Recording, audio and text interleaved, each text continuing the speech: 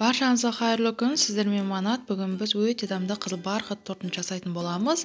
Бізге ең алдымен 240 грамм жол сүтке 1 шай қасық құрғақ осындай қызыл бояқшымызды қосып, араластырып бір шетке қойып қоямыз. Екінші кезекте 3 жұмыртқамызды жарып, 220 грамм шекерімізді қосып, бір келкі сұйықтықта, яғни көпіргенше осындай сұйықтықты дайындап қоямыз. Менің каналыма жазылып, қоңырауша белгісін басуды ұмытпаңыздар. Екінші кезекте сұйық май 220 грамм сұйық майымызды және дайын сүтке араластырған бояқшымызды қосып, бір келке осындай қалыпта араластырып аламыз. Одан кейін 330 грамм ұнымызға 1 шай қасық разрыхитель, яғни қопсытқыш салып, жақсылап миксердің көмегімен араластырып аламыз. Осы дайын болған сұйықтығымызды 1/4 бөлікке бөлеміз. Мен осындай ыдысқа 1 бөліп аламын.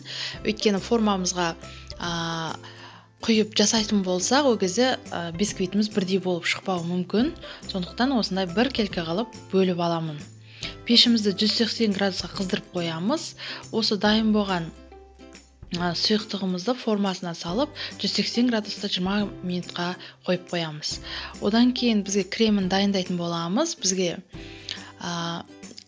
сливки 33%, 400 грамм және сахарный пудра 200 грамм, творожный сыр 200 немесе 300 грамм дәміне қарай қоса берсеңіздер болады. Кремімізді жақсы қатайғанша жақсылап миксерлеп аламыз.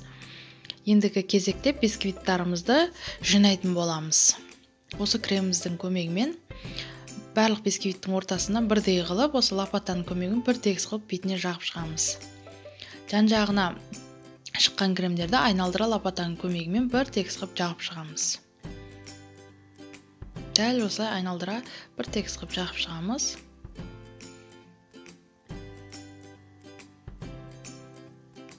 Өз қалауларыңызша түрлі қылып сәндеулеріңізге болады. Мен бұл жерде осы бисквиттің ұнтағымен әсемдейтін боламын. Жанына жағып, немесе бетіне де крем жағып, түрлі қылып әсемдесеңіздер болады. Менің каналыма жазылып, комментарий қалдыруды ұмытпаңыздар. Мен сіздермен түрлі рецепттермен бөлісетін боламын. Дәл осылай лопатаның көмегімен айналдырып, бір тегіс қылып, бисквиттің ұнтағын жағып шығамыз. Міне дәл осылай болып шықты. Енді бетіне де крем жағып, осы ұнтақты бетіне де сеуіп шықсаңыздар болады. Міне дәл осылай болып шығады. Егерде ұнтақтарыңыз көп болса, бұдан да қою қылып істесеңіздер болады.